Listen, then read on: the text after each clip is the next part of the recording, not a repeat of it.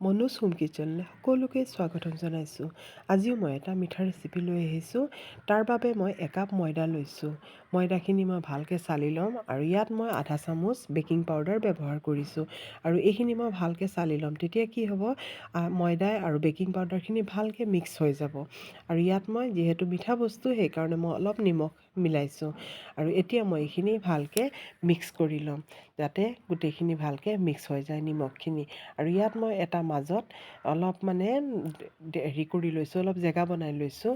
আৰু ইয়াত মই 1/4 কাপ ৰিফাইন অইল দিছোঁ। এই সময়ত আপোনালোকে ৰিফাইন অইল যদি দিব নিবিচাৰে, তেতিয়াহ'লে গৰু ঘিউ দিব পাৰে। আৰু ইয়াত মই 1/4 কাপতকৈ অলপ কম পানী দিছোঁ। দি পেলাই এইখিনি মই ভালকৈ মিক্স কৰি ল'ম। আৰু হাতেৰে মিক্স নকৰিব, চামুচেৰেহে মিক্স কৰিব। আৰু এইটো দুই ধৰণে বনাব পাৰি। আৰু প্ৰথমে তেলখিনি দি পেলাই ভালকৈ ময়দাখিনি মিক্স কৰি ল'ব পাৰে। পূৰা ভালকৈ ময়দা আৰু তেলে মিক্স হোৱাৰ পিছত তেতিয়া অলপ পানী দি পেলাই মঠিব পাৰে। কিন্তু এইটো মঠিব নালাগে, অকল গোটেইখিনি মিলাই পেলাই এটা গোটা ড' এটা বনাই ল'ব পাৰে। কিন্তু মঠিব নোৱাৰিব, মঠিলে তাৰ টেষ্টটো বেয়া হৈ যাব, বস্তুটো ভাল নহয়। আৰু এতিয়া মই এইখিনি চামুচেৰে ভালকৈ মিক্স কৰি ল'লোঁ। মিক্স কৰাৰ পিছত এইখিনি চাওক, মই মঠা নাই, মই অকল গোটাইহে লৈছোঁ। এই ধৰণে এইখিনি গোটাইহে ল'ব। কাৰণ এই যিটো মই বালুশ্বাহীৰ ৰেচিপি, মই বালুশ্বাহী বনাই আছোঁ। বালুশ্বাহীৰ ৰেচিপিটো দুই ধৰণে বনাব পাৰি। মই যি ধৰণে বনাইছোঁ এই ধৰণে বনাব পাৰি, আৰু নহ'লে অকল প্ৰথমতে তেল মিক্স কৰি পেলাই ময়দাখিনি ভালকৈ মিক্স কৰি ল'ব। তাৰপিছত অলপ পানী দিব, দি পেলাই তাৰপিছত এই ধৰণে ড' এটা বনাই ল'ব, খালি যাতে মঠিব নালাগে। আৰু এতিয়া মই আধা ঘণ্টাৰ কাৰণে ড'টো ৰেষ্টত থৈ দিছোঁ। আৰু চাওকচোন, আধা কাপ পানী লৈছিলোঁ, 1/4 কাপ পানী লাগিলে। 1/4 কাপত অলপ কম। মই যিহেতু একাপ ময়দা লৈছোঁ, সেইকাৰণে মই একাপ চেনি লৈছোঁ আৰু আধা কাপ পানী লৈছোঁ চুগাৰ চিৰাপৰ কাৰণে।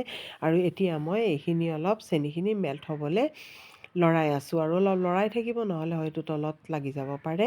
আৰু এতিয়া আমাৰ চেনিখিনি মেল্ট হৈ গ'ল। তাৰপিছত মই অলপ ভিনেগাৰ দি দিছোঁ। ভিনেগাৰ যদি নাথাকে, নেমু ৰসো দিব পাৰে।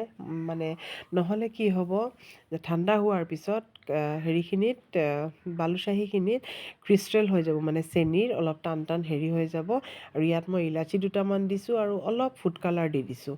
আৰু এতিয়া ইয়াত কোনো তাৰৰ প্ৰয়োজন নাই, অকল তেলৰ নিচিনা, মিঠাতেলৰ নিচিনা অলপ আঠা আঠা এটা ভাৱ হ'ব লাগিব। সেই সময়তে গেছটো মই বন্ধ কৰি দিলোঁ। আৰু কালাৰটো আপোনালোকৰ ইচ্ছা, এইটো অপশ্যনেল হয়, দিলেও হ'ব, নিদিলেও নাই। কাৰণ হোটেলত যিহেতু মিঠাৰ কালাৰ দিয়া থাকে, আৰু সেইকাৰণে মই কালাৰটো দিছোঁ। এইটো আপোনালোকৰ ইচ্ছা, স্কিপ কৰিবও পাৰে। আৰু এতিয়া এই প্ৰচেছটো কিন্তু কৰিব, তেতিয়া বালুশ্বাহীখিনি খুব মচমচীয়া হয় আৰু পূৰা ভিতৰলৈকে চুগাৰ চিৰাপখিনি সোমায়। এই চাওকচোন, পূৰা কোমল, একেবাৰে কপাহৰ নিচিনা হৈ গৈছে। এই ধৰণে পূৰা কৰি পেলাই একেবাৰে কপাহৰ নিচিনা হোৱা যেন লাগিব।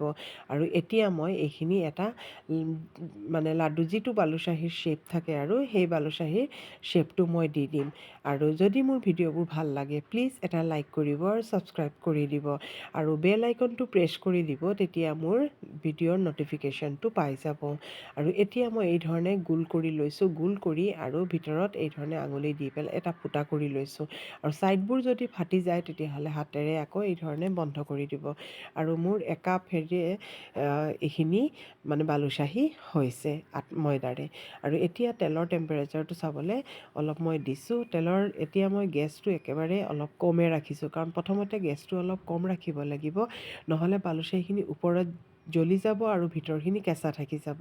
সেইকাৰণে প্ৰথমতে একেবাৰে গেছটো কমাই দিব, দি পেলাই বালুশ্বাহীখিনি মই এই ধৰণে দি দিছোঁ। আৰু এইখিনি গেছটো প্ৰথমতে কম ৰাখিব। যেতিয়া এইখিনি অলপ তলফালে হৈ যাব, তেতিয়া গেছটো বঢ়াই দিব। আৰু যদি গেছটো কমেই থাকে, তেতিয়াহ'লে বালুশ্বাহীখিনিয়ে বেছি তেল খাই দিব। সেইকাৰণে প্ৰথমতে গেছটো অলপ কমাই দিব। আৰু এতিয়া মই কি কৰিছোঁ, দি পেলাই অলপ অলপ লৰাই দিছোঁ, নহ'লে কেৰাহীখনে লৰাই দিব। অলপ অলপ মই লৰাই দিছোঁ, কাৰণ লৰাই নিদিব, ভালকৈ লুটিয়াই নিদিব। এতিয়া লগে লগে অলপ যেতিয়া দেখিব ওপৰটো টান হৈ আহিছে, তেতিয়াহে এইটো লুটিয়াই দিব। আৰু লুটিয়াই দিয়াৰ পিছতে ফ্লেমটো অলপ হাই কৰি দিব।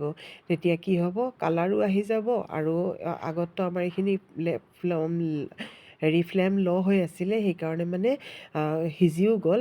আৰু এতিয়া অলপ হাই কৰি দিব, তেতিয়া কালাৰ এয়া চাওকচোন কিমান ধুনীয়া এটা কালাৰ আহি গৈছে আৰু কিমান ডাঙৰ ডাঙৰকৈ ফুলি গৈছে। এতিয়া মই এইখিনি নমাই দিম। দেখিছে নহয় চাইজবোৰ কিমান ডাঙৰ হৈ গৈছে। আৰু এই সময়তে মই নমাই দিম। আৰু নমোৱাৰ লগে লগেই চুগাৰ চিৰাপো গৰম থাকিব লাগিব। যদি ঠাণ্ডা হৈ যায় অলপ গৰমাই ল'ব আৰু দি পেলাই এইখিনি ইয়াতে ঢালি দিব।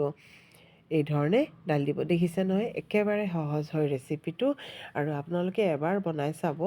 আৰু বিহুটো বনাই এই ধৰণে ফ্ৰিজত থ'ব পাৰে, কেইবাদিনো থ'ব পাৰে, বেয়া নহয়।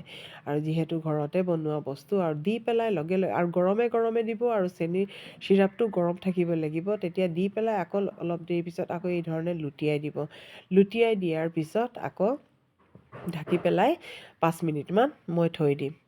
এয়া চাওক লুটিয়াই দিলোঁ, দি পেলাই মই ঢাকি পেলাই 5 মিনিটমান থৈ দিম। তেতিয়া চুগাৰ চিৰাপখিনি অলপ এবজৰ্ব কৰি ল'ব। আৰু এয়া চাওক কিমানখিনি কমি গ'ল চুগাৰ চিৰাপ। আৰু এতিয়া মই এইখিনি নমাই দিছোঁ। চাওকচোন কিমান ধুনীয়া হৈছে। আমি যদি ঘৰতে এই ধৰণে বনাই পেলাই খাওঁ, বজাৰৰ পৰা কিনাৰ কোনো প্ৰয়োজনে নহয়। আৰু এয়া চাওকচোন কিমান ধুনীয়া হৈছে। একাপেৰে আমাৰ ঘৰত খাবলৈ হৈ গৈছে। আৰু ইয়াত মই অলপ গাৰ্নিচিঙৰ কাৰণে মই ডেচিকেটেড কোকোনাট অলপ ওপৰত ছটিয়াই দিছোঁ। আৰু এটা মই অলপ ভাঙি পেলাই আপোনালোকক দেখুৱাম। আৰু চাওকচোন ভিতৰটো কিমান ধুনীয়া হৈছে আৰু একেবাৰে কোমল হৈছে। আপোনালোকে এবাৰ ট্ৰাই কৰি চাব।